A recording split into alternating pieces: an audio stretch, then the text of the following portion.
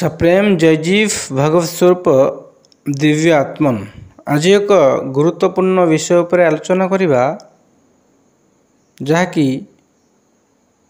ब्रह्म सत्य जगत मिथ्या जीव ब्रह्मैव नापर यहाँ आदिगुरु शंकराचार्य कहते जे कि ब्रह्म होउछन्ति सत्य एवं ये जगत मिथ्या अटे एवं जीव ब्रह्म ठारू अलग नुहे जीव ही ब्रह्म तेबे ये जो वाक्य कुआଯାଇଛି एथिरे ब्रह्म सत्य जगत मिथ्या कथा कुआଯାଇଛି तेबे प्रायतः अनेक लोक भावन्ति मिथ्यार अर्थ असत्य किंतु वास्तव रे मिथ्यार अर्थ असत्य नुहे जदि असत्य होइथांता ताले से ए वाक्य ही कहिथांते ब्रह्म सत्य जगत असत्य किंतु असत्य कहिनाथि मिथ्या कहिछन्ति तेबे एटी गुरुत्वपूर्ण शब्द जो मिथ्या आसी यार तात्विक अर्थ कौन तेबे आसन जानिबा सत्यर संज्ञा कौन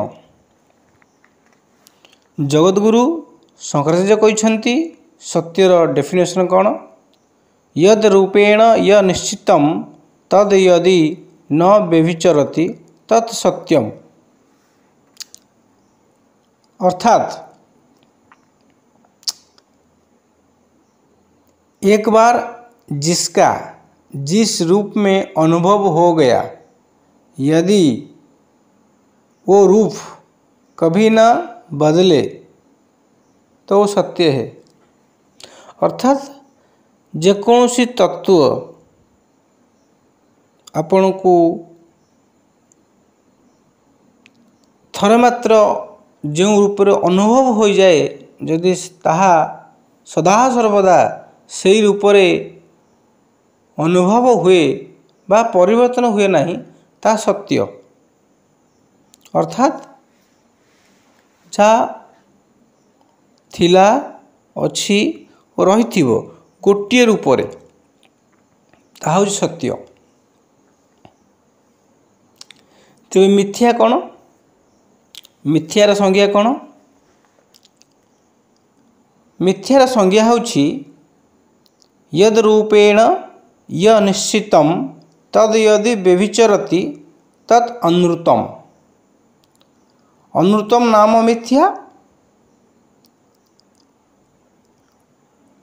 एक बार जो अनुभव हुआ यदि वह बदल जाए तो वो मिथ्या है अनृतम मिथ्या है अनृतम अर्थ मिथ्या आप जानते सत्यमेव जयते न अनृतम सत्यर ही जय हुए मिथ्यार नुहे तेबे मिथ्यार अर्थ होछि असत्य नुहे मिथ्या होछि परिवर्तनशील सत्य अर्थात जो तत्व को आपण थरे अनुभव कले जदि ताहा से रूप सदा सर्वदा रहू नहीं अर्थात सबुबले परिवर्तनशील ताहा ही मिथ्या अटे तेणु आदिगुरु शंकराचार्य जो कथा कहिछन्ति जे कि ब्रह्म सत्य जगत मिथ्या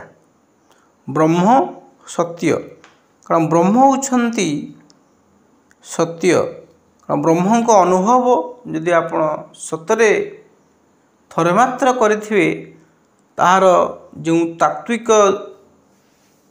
दृष्टिकोण तात्विक रूप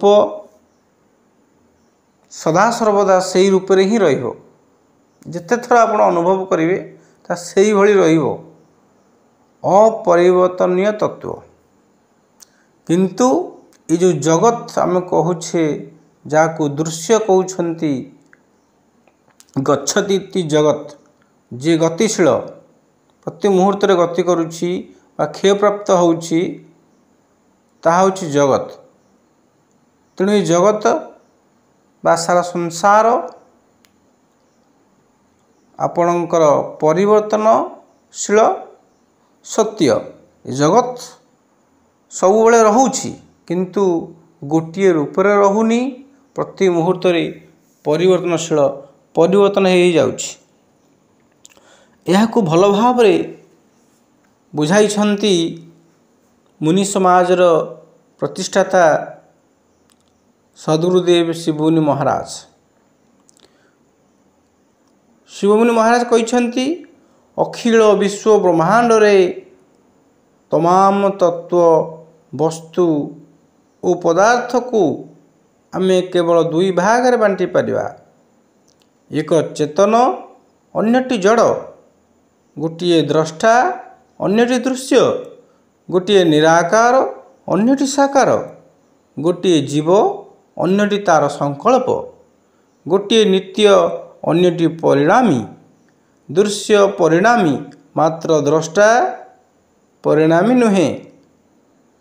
ଯୋଗରେ ମଧ୍ୟ ଦ୍ରଷ୍ଟା ଓ ଦୃଶ୍ୟ ରୂପରେ ଦୁଇଟି ପଦାର୍ଥ ବା ତତ୍ତ୍ୱ ମାନି ନିଆଯାଇଛି। ମାତ୍ର କୌଣସି ଦୃଶ୍ୟ ତାତ୍ତ୍ୱିକ ଦୃଷ୍ଟିରୁ ସତ୍ୟ ଓ ଅବିନାଶୀ ନୁହେଁ। କେବଳ ଦ୍ରଷ୍ଟା ସତ୍ୟ, ଦୃଶ୍ୟର ମିଥ୍ୟା ଓ କଳ୍ପନା ପରିଣାମୀ। ଏହାକୁ ଆହୁରି ସ୍ପଷ୍ଟ କରିବାକୁ ଯାଇ ସେ ସୁନ୍ଦର ଉଦାହରଣଟି ଦେଇଛନ୍ତି, ଯେ କି ମନେ କରନ୍ତୁ ଆପଣ ଗୋଟିଏ ନଦୀ କୂଳରେ ବସିଛନ୍ତି ଏବଂ ନଦୀର ଦୃଶ୍ୟକୁ, ଜଳକୁ ଦେଖୁଛନ୍ତି। ନଦୀର ଜଳ ବହି ଚାଲିଛି। ଦୃଶ୍ୟ ଉପରେ ନଦୀର ଯେଉଁ ଭାଗ ବା ନଦୀ ଜଳର ଯେଉଁ ଭାଗ ଆପଣ ଆଗରେ ଥିଲା, ତାହା ସେହି ସମୟରେ ବହିଯାଇ କୁଆଡ଼େ ନା କୁଆଡ଼େ ଚାଲିଗଲା। କିନ୍ତୁ ଦେଖୁଥିବା ଦ୍ରଷ୍ଟା ସେହି, ମାତ୍ର ଦୃଶ୍ୟ ବଦଳି ଯାଇଛି। ଗୋଟିଏ ସେକେଣ୍ଡରେ ମଧ୍ୟ ସେଠାରେ ସେହି ଜଳ ରହେ ନାହିଁ। ଏଥିପାଇଁ ଦୃଶ୍ୟ ପରିଣାମୀ। ମାତ୍ର ନଦୀର ଗୋଟିଏ ରୂପ ବରାବର ବା ସଦାସର୍ବଦା ରହୁଛି। ନଦୀର ସେହି ଜଳ ଯାହା ଏଠାରେ ଥିଲା ତାହା ନାହିଁ, ମାତ୍ର ନଦୀ ସେଇଠି ଯେମିତି ସେମିତି ଅଛି। ସେହିଭଳି ପ୍ରତି ମୁହୂର୍ତ୍ତରେ ଏ ସଂସାର ବଦଳୁଛି। ଏ ସଂସାରର ସୃଷ୍ଟି ହେଉଛି, ପ୍ରଳୟ ହେଉଛି, କିଏ ଜନ୍ମ ନେଉଛି, କିଏ ମୃତ୍ୟୁପ୍ରାପ୍ତ ହେଉଛି। ଅସଂଖ୍ୟ ଅନନ୍ତ ବର୍ଷରେ ଗୋଟିଏ ଗୋଟିଏ ଲୋକର ସୃଷ୍ଟି ହୁଏ, ପ୍ରଳୟ ହୁଏ। ତଥାପି ଏ ସଂସାର ସଦାସର୍ବଦା ଲୋପ ପାଇଯାଏ ନାହିଁ, କୌଣସି ନା କୌଣସି ରୂପରେ ରହିଥାଏ। ଠିକ୍ ନଦୀର ପ୍ରବାହ ଭଳି ଏହା ଏହି କ୍ରମରେ ଚାଲିଥାଏ। ତେଣୁ ଏ ସଂସାର ପ୍ରବାହ ରୂପରେ ସତ୍ୟ। ଏଥିପାଇଁ ଦୃଶ୍ୟ କ୍ଷଣିକ, ନାଶବାନ ଓ ଅନିତ୍ୟ ହେଲେ ମଧ୍ୟ ପ୍ରବାହ ରୂପରେ ଅନାଦି, ଅବିନାଶୀ ଓ ନିତ୍ୟ ଅଟେ। ତେଣୁ ମନେ କରନ୍ତୁ ଆପଣଙ୍କୁ ଭୋକ ଲାଗୁଛି ବା ଶୋଷ ଲାଗୁଛି। ତେବେ ଭୋକ ଶୋଷ କ'ଣ ଅସତ୍ୟ କି? ଏହାକୁ ଆମେ ମିଥ୍ୟା କହିପାରିବା। ଭୋକ ଲାଗୁଛି, ଭୋକଟା ସଦାସର୍ବଦା ରହିବ ନାହିଁ। ଯେତେବେଳେ ଆପଣ ଖାଦ୍ୟ ଖାଇବେ, ଭୋକ ମରିଯିବ, ଭୋକ ଚାଲିଯିବ। ଯଦି ସତ୍ୟ ହୋଇଥାନ୍ତା, ସଦାସର୍ବଦା ଭୋକ ଲାଗି ରହିଥାନ୍ତା। ସେହିଭଳି ଯଦି ଆପଣ ଶୋଷ କରୁଛି, ତାହା ଅସତ୍ୟ ନୁହେଁ, ତାହା ସତ୍ୟ। ତାକୁ ଆମେ ମିଥ୍ୟା କହୁଛେ କାରଣ ଏ ପରିବର୍ତ୍ତନଶୀଳ। ଶୋଷଟା ପାଣି ପିଇଦେଲେ ଆପଣଙ୍କର ମେଣ୍ଟିଯିବ। ତେଣୁ ଜଗଦ୍ଗୁରୁ ଶଙ୍କରାଚାର୍ଯ୍ୟ ଯେଉଁ କଥା କହିଛନ୍ତି, ବ୍ରହ୍ମ ସତ୍ୟ, ଜଗତ ମିଥ୍ୟା। ମିଥ୍ୟାର ଅର୍ଥ ଅସତ୍ୟ ନୁହେଁ। ତାହାକୁ ଆମେ ସରଳ ଭାବରେ ବୁଝିଲେ ତାହା ହେଉଛି ପରିବର୍ତ୍ତନଶୀଳ ସତ୍ୟ। ତେଣୁ ବ୍ରହ୍ମଙ୍କ ଠାରୁ ଉତ୍ପନ୍ନ ଏ ସାରା ସଂସାର ବ୍ରହ୍ମମୟ। କାରଣ ବ୍ରହ୍ମଙ୍କ ବ୍ୟତିରେକ ସଂସାର କିଛି ନୁହେଁ। ବା ଅନ୍ୟ ଅର୍ଥରେ ଆମେ କହିପାରିବା, ବ୍ରହ୍ମ ହିଁ ସାକାର ରୂପରେ ସଂସାର ରୂପରେ ବିଦ୍ୟମାନ। ଯେଭଳି ଭାବରେ ଆପଣଙ୍କର ଜଳ उदाहरण नहीं परिवा जलर तीनोटी रूप गोटे होची ग्यासीय बा जलीय बाष्प रूप गोटे होची तरल रूप एवं अन्यटे होची कठिन रूप।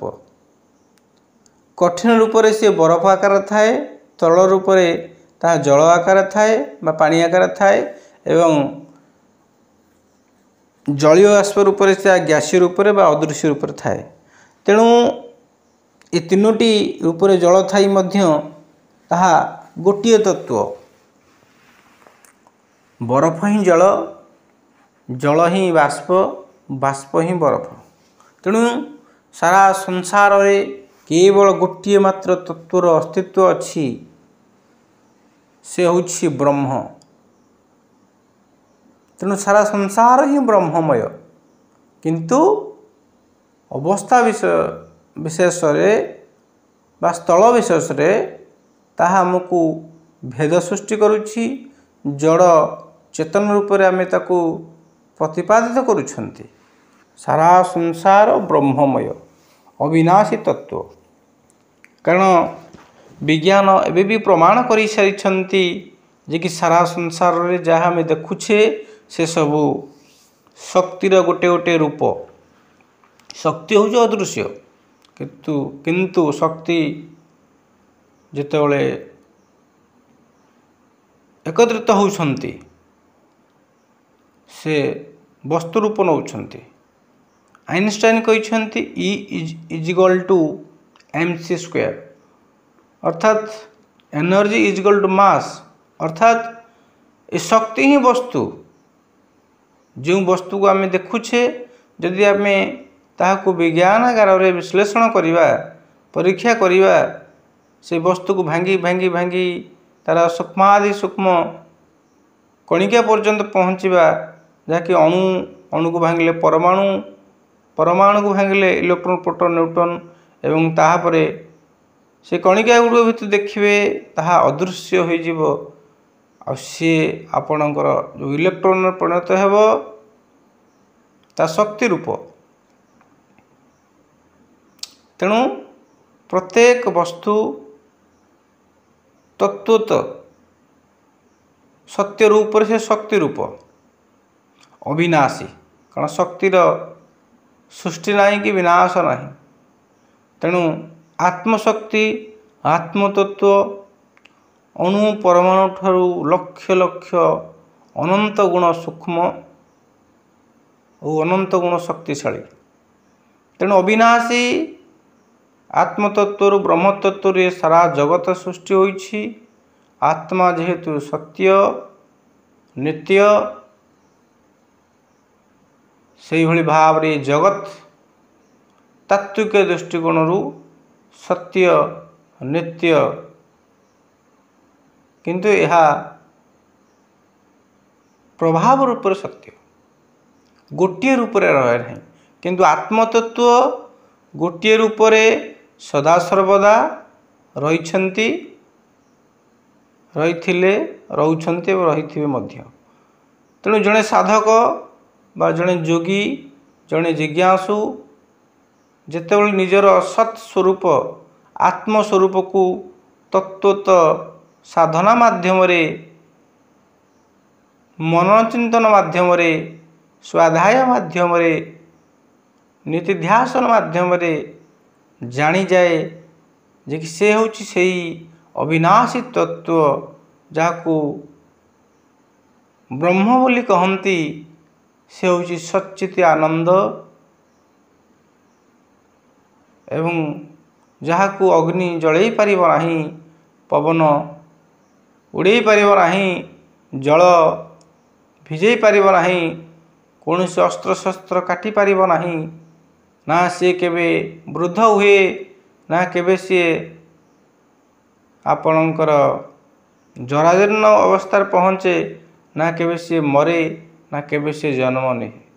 यही अनुभव जिते साधक थरे मात्र हो जाए से जीवन मुक्त हो जाए जी थाऊ थाऊ मुक्तिर स्वाद मुक्तिर आनंद अनुभव करे।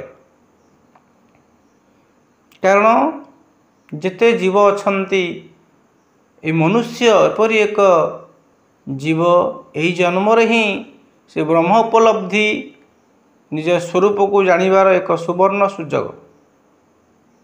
मनुष्य जोनि व्यतिरेक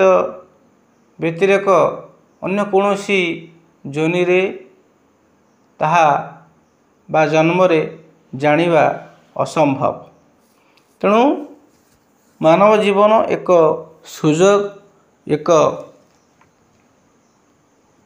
अपॉर्चुनिटी जे कि निजको जानिबे, सकल दुखरू, जातनारू, अनुतापरू, व्याधिरू मुक्ति पाइबार एक सर्वोत्तम संभावना होउछि एई मानव जीवन।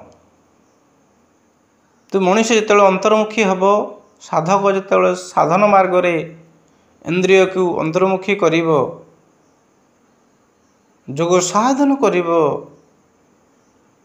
गभीर अध्ययन करिब, अनुचिंता करिब, से वास्तव निजर से चैतन्य स्वरूप को, सत्य स्वरूप को, सच्चिदानंद स्वरूप को अनुभव करी तार जीवन को सार्थक करिब।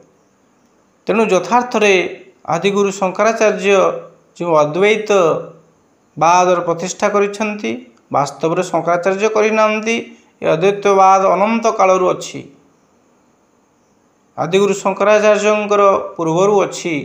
तेणु ये अद्वैतवाद स्वतः सिद्ध, जीव ब्रह्म ही अटे। ब्रह्म शब्द अर्थ महान,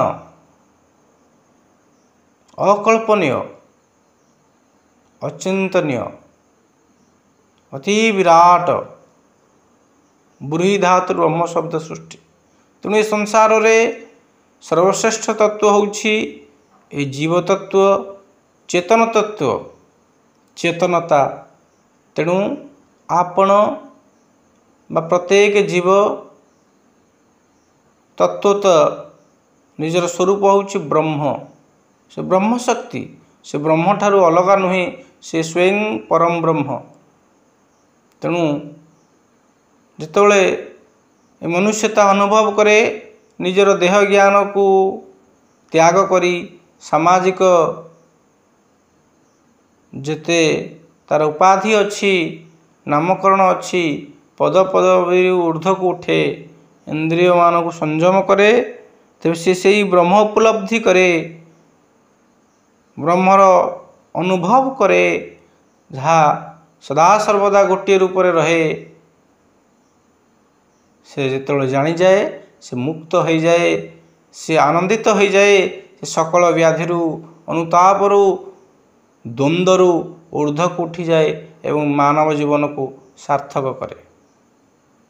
तेणु आसंतु प्रकृत में आम जोग कौन जानिबा, जोग स्वरूप को कौन जानिबा एवं जोग करी स्वरूपस्थ हेबा, मानव जीवन को सफल करिबा। तेणु वीडियोटी आपन निश्चित भल लगी। तेणु यह आपण अन्य मानकु जणाइबारे सहयोग करंतु, अर्थात वीडियोटी को शेयर करंतु, सब्सक्राइब करंतु, जहाँ फल कि जड़े इच्छुक व्यक्ति यह विषय जानी उपकृत हेबो एवं अन्यर उपकार रे आपणकर उपकार हेबो। यह जागतिक नियम। आशा करुछि आपण माने भलरे थिबे एवं नित्य साधन करी, जोग साधन करी आपण स्वरूपस्थ हुंतु, ब्रह्म उपलब्धि करंतु। यही शुभकामना करी बाणी की विश्राम देवी। सप्रेम। जय जीव।